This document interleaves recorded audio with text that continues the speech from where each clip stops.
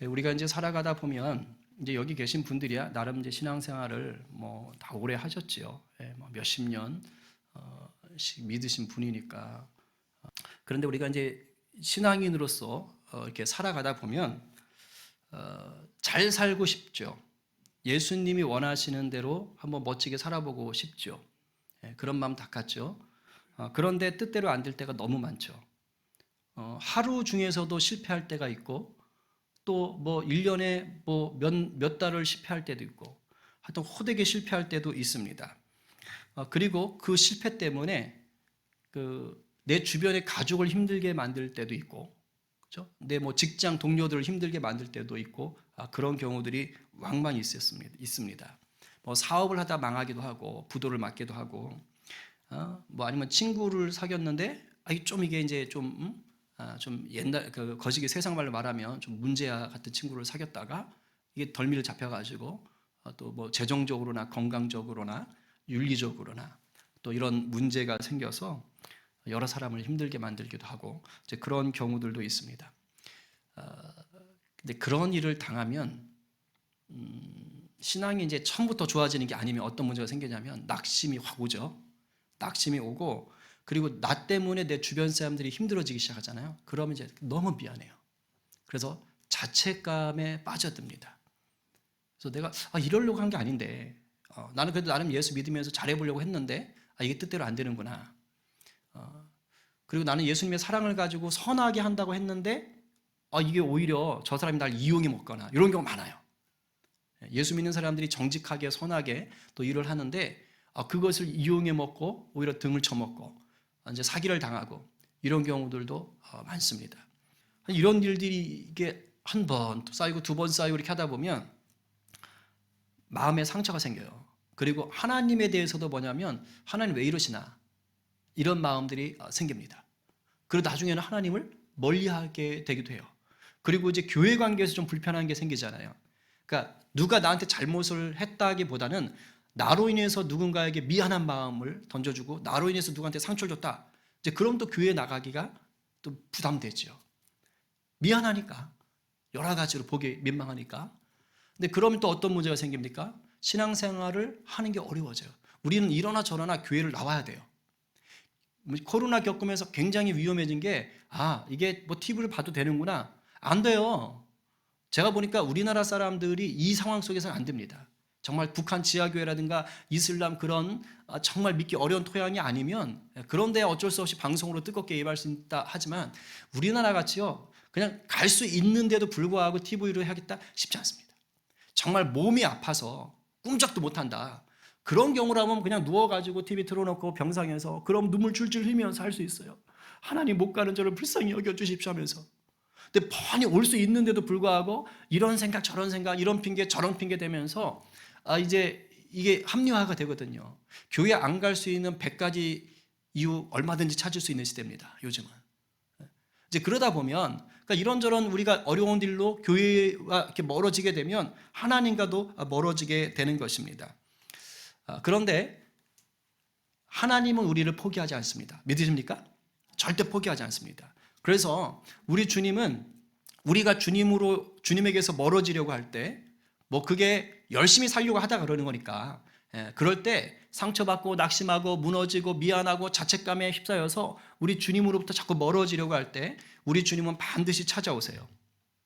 특히 부활의 주님, 사망 권세 이기신 주님, 우리 주님께서 우리를 낙심한 채로 무기력한 채로 그렇게 살도록 내버려 두지를 않습니다. 그래서 오늘 이 본문을 통해서 우리가 낙심하고 무너져 있는 자에게 다시 찾아오신 부활의 주님, 그래서 반드시 다시 살게 하시는 그 주님을 오늘도 다 만나기를 간절히 축복합니다. 자, 그러면 부활의 주님이 다시 오셔서 낙심하고 무너지고 타성에 빠져 있고 주님으로부터 멀어지는 자를 어떻게 다시 살려주시느냐? 첫 번째는요, 우리의 마음속의 상처를 치료해 주십니다. 마음속의 상처를. 여러분들 그 병에 걸렸으면 크게 다쳤으면 어떻게 해야지 그것을 치료받을 수 있죠?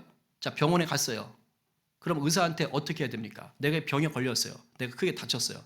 그러면 그 병에 대해서 보여줘야 돼요. 나 어디가 아픕니다. 나 여길 다쳤습니다. 라고 보여줘야 돼요. 내가 지금 아픈데 다쳤는데 그 상처를 보여주지 않으면, 알려주지 않으면 이것은 치료받을 수가 없는 것입니다. 드러내야 되는 거예요. 그러니까 마음의 상처도 그런 것입니다. 이게 드러나야 돼요. 드러내야 돼요. 이걸 심리학적으로 직면한다 그러죠. 문제를 직면한다. 여러분, 문제를 회피하고 숨겨두면 나은 것 같지요. 왜?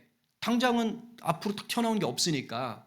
그런데 꼭 아주 위기 순간에, 문제 순간에 이렇게 푹 튀어나옵니다. 그래서 나를 확 무너지게 하는 거예요. 그러니까 눈앞에 당장 뭐가 문제가 안 보인다고 해서, 상처가 안 보인다고 해서 나은 게 아니고, 그 문제를 온전히 드러내서 치유하지 않으면 언제든지 내 속에 도사리고 있다가 그냥 툭툭 튀어나오는 거예요. 어떤 교회 목사님이 교회 성도 때문에 너무 큰 상처를 받은 거예요. 너무 마음이 힘든 겁니다. 그래가지고 막 속이 다 뒤틀리고 막 그분만 보면 막 너무 힘들어. 우리 교회에 그런 분이 없어서 행복해요. 그런데 그 성도가 이사를 갔대요. 개인적인 일로 멀리 이사를 갔답니다. 그래서 이제 나는 이제 괜찮겠다. 나를 너무 힘들게 하던 성도분이 가셨으니까 이제 나는 좀 나아지겠다라고 생각을 했대요. 근데 세상에나 그 3일 뒤인가 4일 뒤인가 시내를 나갔다가 그 성도분이 타는 똑같은 차를 봤답니다. 근데 자기도 모르게 갑자기 속이 꽉 막히고 숨이 막히더래요. 뭘까요? 하도 상처를 자기가 받아놓으니까 그분과 연관된 것만 봐도 뭐 하는 거예요? 몸이 경기를 일으키는 거예요. 힘든 거예요. 이게 일종의 뭡니까? 트라우마라 그러죠. 그러니까 우리가 하나님의 일을 한다고 해도요, 어떤 문제를 심하게 당하면, 또 삶을 살아가다 보면 내가 예수 믿는 사람으로 나름 열심히 살았는데 뭐 세월호 같은 사건이라든가, 예를 들면 이태원 같은 사건을 내 자녀들 중에서 누군가 당했다, 이러면 이거 힘들죠. 그럼 그런 사람들은 배만 보면 이제 막 경직이 될 수 있단 말이에요. 그렇죠? 이태원 좀 못 가지요. 아니면 사람들 막 우르르 몰려오는 것만 봐도 이게 막 덜덜덜 떨릴 수 있단 말이죠. 그러니까 이제 그런 일들이 나타나는 거예요. 그런데 우리 주님은 우리 마음에 있는 그런 내가 주를 위해 살려고 하다가 이런저런 이유들로 인해서 다친 마음의 상처들, 이런 것들을 드러내서 치유해 주시는 분이에요. 그러니까 나는 숨기려고 하지만 그게 계속 드러나거든요. 그때 주님이 찾아오셔서 그것을 만져주시는 분이십니다. 21장 9절 말씀 한번 볼까요? 21장 9절. 자, 다 함께 읽어봅시다. 자, 시작. 육지에 올라보니 숯불이 있는데 그 위에 생선이 놓였고 떡도 있더라. 자, 지금 뭐가 있다고 그랬어요? 올라보니 숯불이 있는데, 이제 베드로가 이제 고기가 엄청 많이 잡혀가지고 뭐 주님이시다 하는 얘기를 듣고 이제 물에 뛰어들어가지고 이제 온 거예요. 와서 딱 와보니까 숯불이 있는 거예요. 그리고 거기에 떡하고 생선이 이렇게 있는 겁니다. 숯불. 이게 신약 성경이 딱 2번 나와요. 이 단어가 딱 2번 나오는데, 한 번은 지금 여기에 나왔습니다. 또 한 번 어디 나올까요? 대제사장 가야바 뜰에서 예수님이 재판받던 날, 십자가에 달려 돌아가기 전날 재판받던 날, 거기 베드로가 요한하고 와 있잖아요. 와가지고 곧 추울 때거든요. 새벽이니까. 거기 숯불을 펴놨어요. 똑같은 단어입니다. 똑같은 단어를 쓰는 거예요. 거기 피워놓고 거기서 째고 있는데, 거기서 뭐 하는 거예요? 당신 보니까 예수의 똘마니 오셨군요. 이렇게 하는 얘기를 딱 들으면서 아니야! 이렇게 하면서 부인하죠.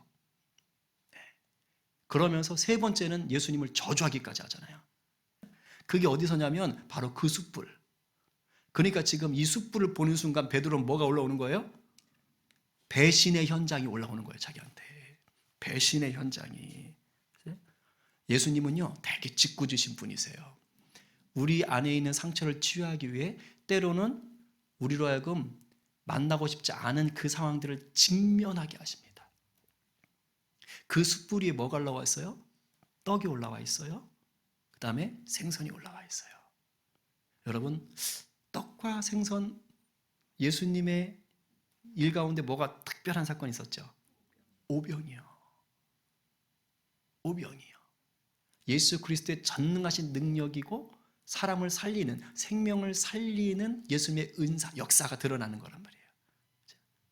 그리고 예수님이 십자가에 달리시기 전날 밤에 제자들에게 뭘 나눠주셨어요? 떡을 떼어 나눠주시며 이것은 내 살이다. 그러니까 지금 이 베드로 눈에 보이는 이 숯불과 그리고 이 떡과 이 생선들은요, 베드로에게 뭘 만들어내요? 내가 예수님을 배신했어 라는 이 상처를 확 올라오는 거예요. 근데 안 그래도 지금 이것 때문에 몸둘 바를 몰라요. 몸둘 바를 모른다고요.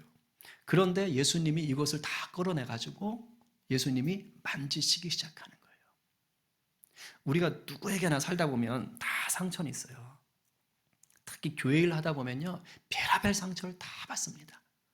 그러니까 내가 열심히 하려고 하다가 그런 상처들이 생기는 거예요. 근데 그걸 계속 쌓아놓잖아요.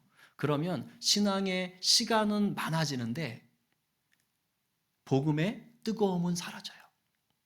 그리고 점점점 나중에는 사람들을 피하게 됩니다. 가면 쓰고 신앙생활 하게 돼요.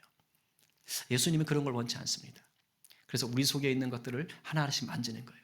예수님은 그 숯불 통해서 베드로를 끌어내셔서 그리고 이제는 묻는 거잖아요. 네가 나를 사랑하느냐?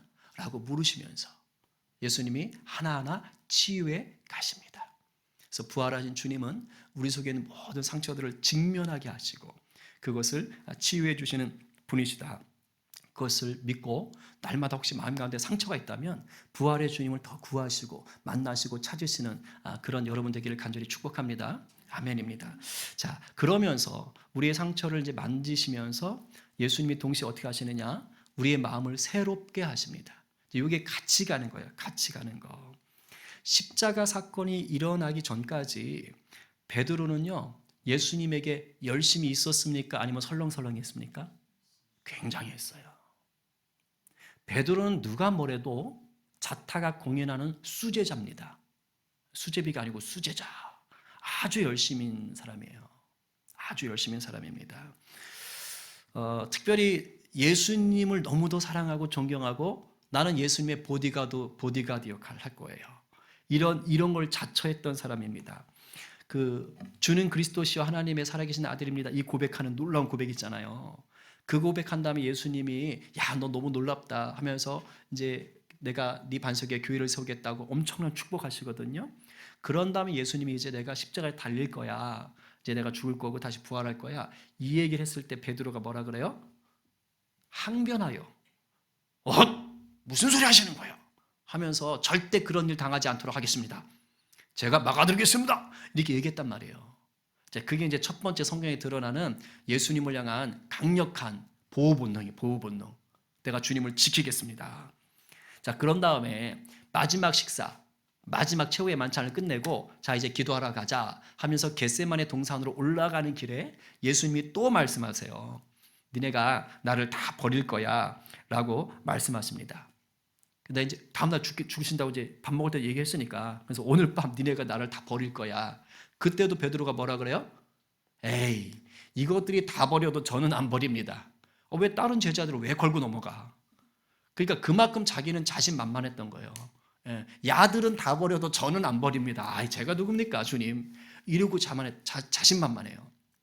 근데 그건 진심입니다. 베드로는요, 거짓말한 게 아니에요. 정말 진심이었어요. 근데 예수님이 거기다 초를 치시죠. 네가 너 오늘 다 굴기 전에 3번 나 부인할 건데 네가 라고 예수님이 물론 이런 식으로 얘기하진 않았겠지만 그렇게 예수님이 바로 너 안 될걸? 이렇게 얘기하시는 거예요. 그래도 이번에는 베드로가 한술 더 뜨죠. 어이 주님, 제가 죽을지언정 다른 성경은 또 옥에 가더라도 그러니까 죽든지 옥에 가든지 나는 주님과 함께 가겠습니다. 이렇게 하는 거예요. 굉장하죠. 굉장하죠. 그리고 나서 겟세마네 동산 올라가가지고 기도가 끝난 후에 무리들이 예수님을 잡으러 왔을 때 또 어떻게 하십니까? 안 돼! 하면서 단칼을 뽑아 들어가지고 그냥 휘두르잖아요. 그래서 대제사장의 종 말고의 귀를 하나 베버리지 않습니까? 그러니까 베드로는요, 진심 열정으로 주님을 사랑하고 존경하고 주님을 위해서 모든 걸 다 바쳤던 사람입니다. 정말이에요. 근데 그랬던 그가 어떻게 됩니까? 십자가 그 현장에 갔습니까? 못 갔습니까? 성경이 안 나와요. 성경엔 예수님이 사랑하는 제자하고 여자들만 있어요. 제자들은 다 도망간다 그랬잖아요. 도망갔습니다. 여러분들이 베드로라면 마음이 어떨 것 같아요? 예수 믿을 용기 나시겠어요? 만약에 여러분들이 저에 대해서 만약 예수님처럼 그렇게 제가 목사님을 위해서 이 교회를 위해서 헌신하겠습니다. 그런데 제가 좀 어려움을 당했어요. 근데 그때 다 도망갔어. 그럴 일 절대 없어요, 여러분들은. 그죠? 네, 제가 잘하겠습니다. 그런데 근데 다 도망갔다. 일부러가 아니고 근데 정말 열심히 하시려고 하는데 상황이 너무 안 좋아진 거예요. 만약에 나를 구하려고 한다 그러면 여러분들이 뭐 한 3억씩 빚을 져야 된다거나 이제 그런 일이 생기면 피가 섞인 것도 아닌데 뭐 이러면서 이제 막 해. 이제 그런데 다시 내가 컴백을 했어. 그러면 교회 나오기가 마음이 편하시겠어요? 불편하시겠어요? 쉽지 않죠. 왜 그렇죠? 죄송한 거죠. 미안한 거죠. 그렇죠? 베드로가 지금 이 모양새예요. 죽을 맛인 것입니다. 왜냐하면 평상시 너무 잘했거든요. 주님밖에 나 몰라. 주님 가는 곳에 나 거하리. 주님 죽으면 나도 죽으리. 누가 감히 우리 주님을 만져. 그러면서 최고의 호위무사 노릇을 다 했는데 근데 정작 중요한 십자가에선 도망을 쳤잖아요. 거기다가 그 별것도 아닌 사람들이 얘기하는데 거기다 3번이나 배신을 또 때렸잖아요. 그러니 마음이 어떻겠어요. 그런데 눈앞엔 숯불이 보이질 않나. 그리고 밥을 또 다 먹고 났더니 예수님이 뭐라 그러는 거예요? 따로 불러가지고 베드로 너 나랑 좀 얘기 좀 할래? 얼마나 무서웠겠어요. 그러면서 얘기를 하는 겁니다. 베드로야 너 나 사랑하니? 근데 베드로가 어떻게 말하죠? 15절 보세요. 요한의 아들 시몬아 네가 이 사람들보다 나를 더 사랑하느냐 하시니 이르되 뭐라 그럽니까? 주님 그러하나이다. 자, 그 다음에 두 번째 16절에 요한의 아들 시몬아 네가 나를 사랑하느냐 하시니 이르되 그 다음에 뭐라고 하죠? 주님 그러하나이다. 자, 세 번째 17절 요한의 아들 시몬아 네가 나를 사랑하느냐 하시니 주께서 세 번째 네가 나를 사랑하느냐 하심으로 베드로가 그 다음에 뭐라 그래요? 근심하여. 그죠? 근심하여. 그런 다음에 뭐라 그래요? 내가 주님을 사랑하는 줄을 주님께서 아시나이다. 자, 보세요. 십자가 사건 이전에 열정이 가득했던 베드로였다면 어떻게 대답했을까요? 지금 이 베드로의 말이 굉장히 적극적이고 막 그렇게 보이세요? 아니에요. 십자가 사건 이전이라면 주님, 그럼요. 제가 주님 얼마나 사랑하는데 주님 모르셨어요? 얘들은 비교할 바도 안 되죠. 아이고 주님, 정말 저는 말하기도 전에 주님 아시죠? 제가 얼마나 주님 사랑한데요. 주님 제가 정말 제 목숨이 100개 있으면 100개를 다 드릴 만큼 주님 사랑합니다. 걱정, 주님 최고, 저밖에 없어요. 이러면서 막 떵떵거렸을 것입니다. 근데 베드로의 지금 태도는 그런 태도가 아닙니다. 그 십자가 전에 그 열정이 넘쳐서 자신감 있게 주님을 사랑한다고 그렇게 말하는 게 아니에요. 지금 긴장했어요. 물어보니까 주님 아시잖아요. 사실 이걸 헬라어 원어로 하면 더 강력해요. 주님은 그 아가파오, 이 무조건적인 사랑을 묻는데 그 베드로는 필레오, 친구의 사랑으로 얘기하거든요. 그래서 너 나 정말로 그 하나님의 사랑, 신적 사랑, 순전한 무조건적인 사랑을 할 수 있니? 나 그렇게 사랑하는 거니? 그런데 주님 베드로가 저 그 정도까지 안 될 것 같기는 이런 식으로 하는 것처럼 또 뉘앙스를 풀어갈 수도 있단 말이에요. 근데 그런 걸 다 떠나서 지금 예수님이 물을 때 베드로가 자신만만하게 지금 얘기하는 게 쉽지 않은 거예요. 그러니까 물어보니까 그럼요 주님 아시잖아요.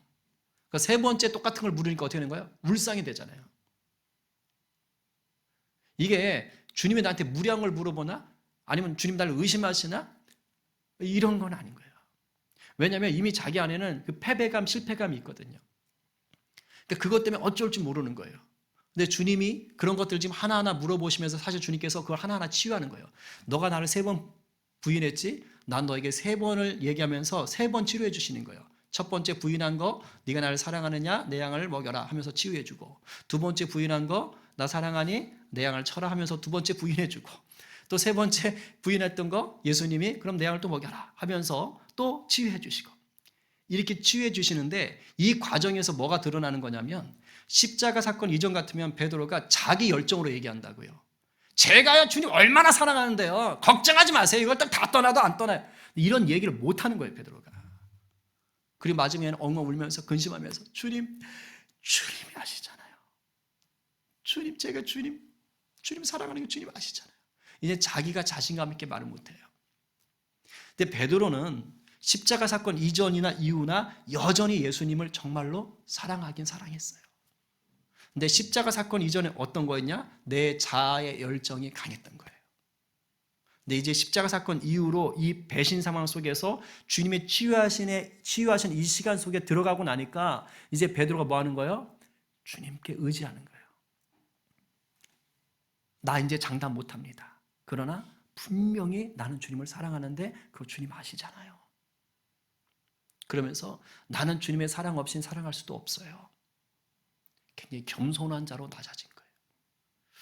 우리가 예수님을 사랑하면 제일 먼저 드러나는 게 뭐냐면 교회 봉사를 하게 됩니다. 은혜 받고 나잖아요. 그리고 이제 교회 다니는 게 좀 재밌잖아요. 그럼 교회 봉사를 하기 시작해요. 우리 교회로 말하면 뭐 셀장을 한다든가 식당 봉사를 한다든가 그죠? 이런저런 거 하는 거예요. 뭐 직분을 맡기도 하고 이제 그런 것들 해요. 또 교사를 맡는다든가 이런 걸 합니다. 주님을 위해서 하는 거잖아요. 그죠? 기뻐서 하는 거예요. 근데 그 맡은 일들이 내 마음대로 됩니까? 안 되잖아요. 우리는 식당 메뉴 하나를 정하는 것 가지고도 굉장히 예민해질 때가 있잖아요. 그죠? 특히 교사들 정말 열심히 기도하고 준비해 왔는데 도무지 대답 없는 너인 학생들을 보면서 정말 자괴감에 빠지고 저걸 죽여 살려 하고 싶은 마음은 절대 가지면 안 되는데 마음속에 올라오니까 주여 이 종을 저를 용서해 주십시오 또 이러고 있고 그죠? 나름대로 또 뭐 셀장이다 뭘 해가지고 나름대로 뭔가를 준비하고 또 선생님들 프로그램을 준비하고 했는데 아무도 동참을 안 해. 그러면요 마음이 무너져요. 무너집니다. 왜냐하면 나름 열심히 하거든요. 열심히. 목사인 저도 그럴 수 있을까요? 없을까요? 있어요. 나름 열심히 하고 뭔가 준비하고 하는데 성도들의 참여가 없고 저주하고 그러면요 마음이 무너져요. 내가 못하나? 뭐 이런 생각도 들고 처음에는 성도들 막 정죄할 수도 있고 그죠? 누구라도 다 그럴 수 있어요. 누구라도. 그런데 그것이 다 뭘까요? 내 열심 가지고 하다 보면 그렇게 되는 거예요. 내 자아, 내 힘, 모두가 이런 과정을 겪어야 돼요. 왜? 어린애가 걸음마를 배우려면 기어다니는 애가 걸음마를 배우려면 걸음마를 배우는 과정에서 땅바닥에 꼬꾸라집니까? 안 꼬꾸라집니까? 반드시 꼬꾸라져요. 애가 걸음마를 배워서 걸어가야 되는 것은 당연한 것입니다. 그것은 성장을 위한 과정인 거예요. 해야 되는 것입니다. 우리 성도들이 예수님의 은혜를 경험하고 내가 주를 위해 살겠다라고 선한 의지를 가지고 이것저것 도전을 하고 봉사를 하고 달려갈 때 반드시 넘어집니다. 왜? 그래야 내 열심, 내 자아의 힘 가지고 했던 것들이요 빠져나가야 되거든요. 처음엔 내 기쁨을 막 하는 거예요. 근데 부딪히거든요. 그러면서 어떻게 되는 거예요? 상처도 받고 무너지기도 하고 막 자책감도 느끼고 하는 가운데 예수님을 만나는 과정들이 있는 거예요. 근데 만나야 돼요. 안 만나면 안 돼요. 부활의 주님을 만나면 어떻게 되냐? 주님 없이 안 되는군요. 주님 좀 제발 도와주세요. 제가 이렇게 열심히 한다고 해봤는데 안 돼요. 근데 주님, 이 공동체 주님이 세우셔야 되잖아요. 주님, 저 영혼 사랑하시잖아요. 주님, 저 입을 뻥끗하지 않는 저 학생들 주님이 사랑하시잖아요. 어제까지 오기로 했는데 오늘 전화기를 꺼놓은 저 인간도 주님이 사랑하시잖아요. 근데 그럴 때 주님이 이런 것들을 만지시는 거예요. 다루시는 거예요. 그래서 부활의 주님을 만나게 되면 어떤 일이 생기냐면 베드로처럼 나중에는 내 힘으로 할 수 없습니다. 주님 도와주십시오 하면서 우리의 마음을 새롭게 하는 은혜가 생기는 거예요. 우리의 상처도 치유하시고 우리의 마음을 새롭게 하는 은혜가 생기는 것입니다. 이러한 은혜, 내 자아를 다시 다듬어서 내 자아의 열정을 이제는 주님이 부어주시는 성령의 열정으로 바꾸시는 그 부활의 주님을 여러분 다 경험하게 되기를 간절히 축복합니다. 아멘입니다. 너무 중요한 거예요. 너무 중요한 거예요. 그러니까 하다가 힘들고 지치고 낙담하고 마음이 무너지고 그럴 때 내가 성장하기 위한 한 단계구나. 내 힘을 빼라는 신호구나 하고 주님을 더 붙잡으시기 바랍니다. 그 다음 세 번째는 뭐냐면요. 사명을 새롭게 하신다예요. 사명을 새롭게 하신다. 주님이 우리를 부르시는 것에 후회가 있을까요? 없을까요? 없어요. 근데 사람은 사람을 쓸 때 후회할 수 있습니다. 저 사람 쓸만한데? 야, 제가 좀 이렇게 일을 잘하는 것 같은데? 해고서 직장에 데려다 쓸 수 있어요. 근데 나중에 보니까 얘가 영 아닐 수가 있단 말이에요. 어떤 좀 어려운 일을 겪고 났는데 아니면 위치가 좀 바뀌었어요. 다른 곳으로 뭐 근무 배설을 바꾸든가. 근데 사람이 확 바뀔 수 있어요. 1년, 2년 못 봤는데 나중에 이렇게 얘기를 들어보니까 쟤 안 그랬는데? 근데 사람이 완전히 바뀌어 있을 수 있단 말이에요. 그래서 사람은 사람에게 실망할 수 있고요. 사람은 내가 저 사람을 믿고 썼다가 뒤통수 맞을 수가 있습니다. 그래서 후회할 때가 있어요. 근데 우리 주님은 우리를 하나님의 자녀 삼으셨을 때 절대 후회하지 않습니다. 믿으십니까? 아멘입니다. 왜냐하면 어차피 연약한 걸 다 알고 부르신 거예요. 우리 주님은 우리가 연약한 걸 알고 하나님의 자녀 삼아 주셔서 우리 주님이 우리를 격려하시고 끌어가시는 것입니다. 오늘 이 말씀 가운데 주님께서 놀라운 일을 보여주시는 거예요. 특별히 사명을 맡기는 것에 있어서 베드로에게 여러분 기억나십니까? 예수님이 제자를 부를 때 나를 따라오너라 하고 내가 너희를 뭐로 만들겠다 하고 부르셨어요. 그렇죠? 어부들을 부르실 때 고기 낚던 어부들에게 내가 너희를 사람을 낚는 어부가 되게 하겠다라고 나를 따라라 라고 부르십니다. 사람을 낚는 어부가 되게 하겠다라는 것이 주님이 우리에게 주시는 사명이죠. 그렇게 해서 불렀습니다. 근데 이것을 누가복음 5장에 가면 어떤 하나의 사건이 더해집니다. 그러니까 다른 성경은 그냥 예수님이 베드로를 불러서 너 사람 낚는 어부 만들게 Follow me 한 것처럼 보여지지만 누가복음 5장에 가시면요. 베드로를 부르기 전에 먼저 사건이 있어요. 베드로가 밤새도록 고기를 잡았는데 허탕을 쳤습니다. 그래서 허탈해 하고서는 그물을 싣고 있었단 말이에요. 근데 그 새벽에 예수님이 또 설교를 하러 나오셨어요. 갈릴리 바다로. 무리들이 잔뜩 모여 있는 겁니다. 그래서 제가 얘기했죠. 설교를 배에서 산 쪽을 향해서 하면 소리가 잘 날아간다고. 그래서 예수님이 베드로의 배에 올라오신 거예요. 피터, 네 배를 잠깐 빌리자 하고 그 갑판에 올라오신 거예요. 베드로는 뭐 하고 있어요? 동생이랑 그물 싣고 있는 거예요. 하루 종일 허탕치고 밤새도록. 그런데 예수님이 그 모인 무리들 가지고 이제 하나님 나라의 복음을 증거하시겠죠. 그리고 베드로는 다 들었을 거 아니에요. 들으면서 참 말씀 좋네. 참 나는 허탕 쳤는데 참 그래도 말씀 들어서 좋다. 이러고 있었던 겁니다. 근데 말씀 다 끝난 다음에 예수님 뭐라 하면 베드로 깊은 곳에 가서 그물을 던져 하라는 거예요. 상식적으로 생각하면 말이 안 되죠. 당신은 목수, 나는 베테랑 어부. 근데 목수가 어부에게 그 아침에 깊은 곳 가서 물을 던지래요. 근데 그 시간에는 물고기가 안 잡히는 시간이에요. 원래 그 시대의 학자들 얘기 들어보면 세마포 그물이기 때문에 낮에 밝을 때 집어넣으면 물고기가 다 보여서 도망간대요. 그래서 주로 밤에 가서 그물을 던진다고 합니다. 그러니까 안 잡힐 시간이에요. 근데 가서 잡으라는 거예요. 다행히 베드로가 예수님 설교를 들었기 때문에 뭔가 다른 분인가 보다 했던 것 같아요. 그래서 순종해서 밤이 새도록 우리가 고기 잡았는데 빈털털입니다. 그러나 말씀에 순종해서 던지겠습니다. 하고 던졌더니 어떻게 된 거예요? 대박 났잖아요. 그래가지고 그물이 찢을 것 같아서 친구 배까지 불러다가 2배로 끌고 왔지 않습니까? 그리고 나서 예수님이 나를 따르라 하시는 거예요. 누가복음 5장에서는. 뭘 먼저 보여주셨을까요?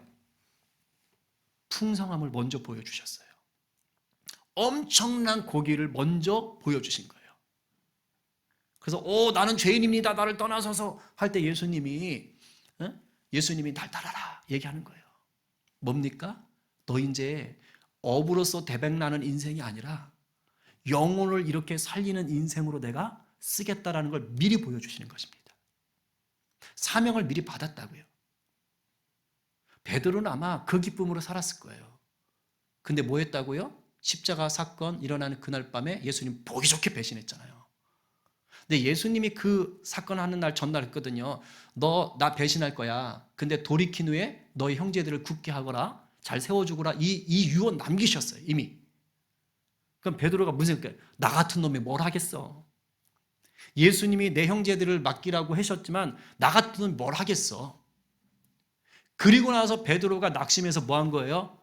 다시 사명을 버리고 갈릴리로 고기 잡으러 간 거예요. 예수님이 사명을 맡겼지만 난 자격이 없어. 나 같은 실패자가 뭘 하겠어? 그렇게 마음을 먹고 아휴 그냥 난 고기나 잡으러 갈란다.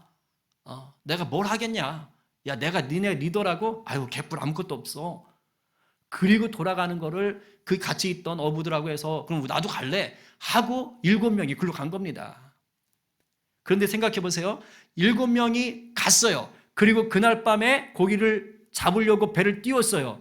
고기를 한 마리도 못 잡았어요. 똑같은 게 되풀이 됩니다. 네가 나를 사랑하느냐라는 이 말을 하시기 전에 예수님이 뭘 또 보여주십니까? 만선을 먼저 경험하게 하시는 거예요.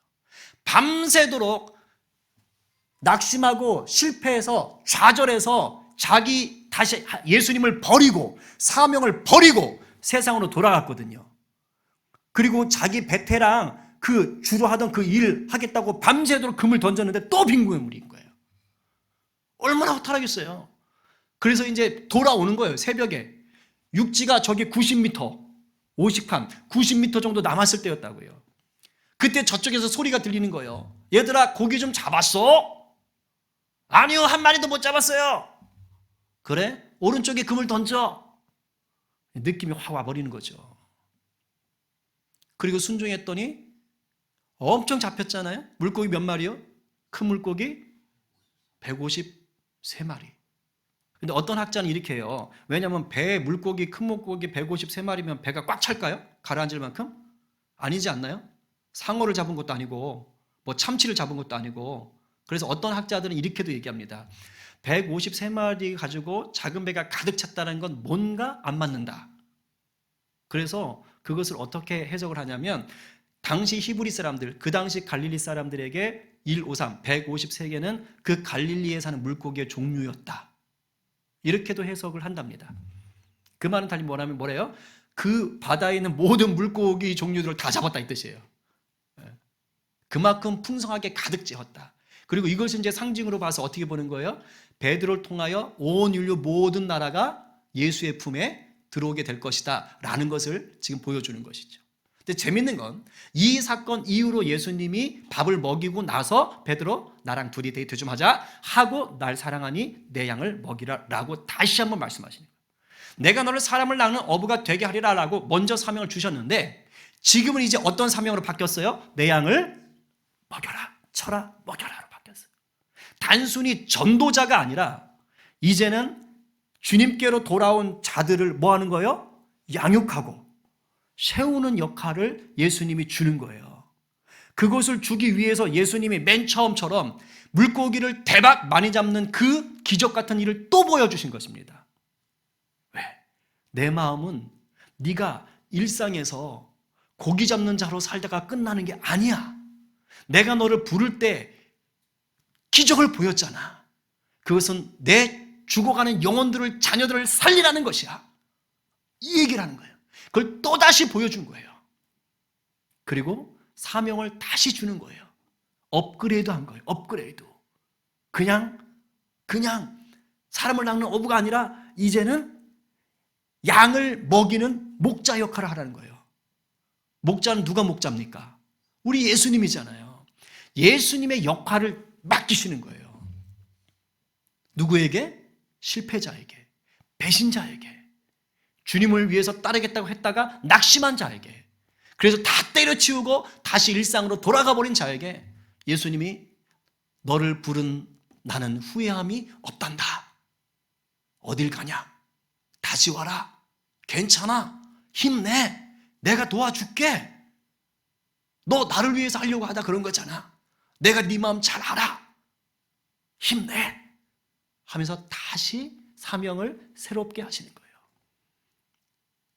그 뒤로 베드로가 배신하지 않습니다. 나중에는 요 뒤에 나오지요. 네가 젊어서는 네 마음대로 띠뛰고 다녔지만 이제 늙어서는 네가 두 팔을 벌리리니 남이 너의 띠를 띠고 끌고 다닐 것이다. 이거는 얼핏 거기만 보면 나쁜 거잖아요. 남들한테 질질 끌려다니는 거잖아요. 근데 그 다음에 예수님께서 뭐라고 하십니까? 우리 19절 말씀 한번 읽어볼까요? 21장 19절 말씀 우리 다 함께 같이 읽어보겠습니다. 자, 시작. 이 말씀을 하시면 베드로가 어떠한 죽음으로 하나님께 영광을 돌릴 것을 가리키심이러라. 여러분, 지금 네가 늙으면 사람들이 너를 끌고 다닐 거다. 네 마음대로 못할 것이다 했는데 그것을 예수님이 뭐라고 해요? 어떠한 죽음으로 하나님께 무엇을 돌려요? 영광을. 여러분, 우리 인생에 하나님께 영광 돌리는 것보다 복된 게 있어요? 세상에서 폼나게 돈 많이 벌고 뭐 높은 지위에 오르고 했는데 그게 하나님을 욕되게 하는 것이었고 하나님이 싫어하는 인생이었고, 죄송합니다 이런 표현 써서, 그냥 개죽음이었다면 그 인생 아무 가치가 없잖아요. 그런데 지금 베드로의 죽음이 네 마음대로 다니는 것이 아니라 남들이 널 끌고 다닐 거야 라고 얘기했는데, 그러면서 죽는 게 하나님께 영광이다 라고 얘기한다면 그건 축복인 거죠. 그렇죠? 지금 베드로는 실패자요, 패배자요, 낙심자요, 죄책감에 묶여있는 자였다고요. 나 같은 놈이 뭘 할 수 있겠어 라고 생각했다고요. 근데 예수님이 그에게 그 상처를 치료하시고 다시 마음을 새롭게 하셔서 주만 의지하게 하시고 다시 사명을 새롭게 하시면서 뭐라 그래요? 너는 영광스러운 죽음을 맞이하게 될 것이다. 네 인생은 하나님의 영광이 될 것이다 라고 말씀해 주시는 것입니다. 이보다 더 기쁜 게 어디 있습니까? 이보다 더 행복한 게 어디 있습니까? 부활의 주님이 우리 가운데 이 일을 하시는 분인 줄로 믿으시기 바랍니다. 정리할게요. 아무리 열심히 잘 하려고 해도요, 누구나 예외 없이 저도 그렇고 여러분들도 그렇고요, 때론 실패하고 때론 무너지고 때로는 남들에게 실망을 안길 때가 있습니다. 그래서 내가 낙담하고 자책하고 막 포기하고 무기력해지고 예수님에게서 거리감을 둘 때도 간혹 있습니다. 그러나 우리 주님을 우리에 대해서 후회함이 없으십니다. 그래서 반드시 우리를 찾아오십니다. 그래서 내 상처를 드러내시고 내 연약함을 드러내셔서 나를 치유하시는 분이십니다. 그 주님을 만나시기를 바랍니다. 오늘도 그 주님이 우리를 만지실 줄로 믿습니다. 혹시 지금 메모리즘에 빠져 있고 마음이 식어 있는 자들이라면 오늘 여러분 주님 만나시기를 간절히 바랍니다. 오늘 누가 부활의 주님이 주신 사명을 붙잡고 삶의 자리에서 복음을 전달하는 자로 사시겠어요? 오늘 누가 이 부활의 주님을 다시 만나서 날마다 살아나는 역사를 경험하시겠습니까? 이 베드로와 같이 내가 오늘 주님 앞에 서겠습니다라고 고백하는 저와 여러분 모두가 되기를 간절히 축복합니다.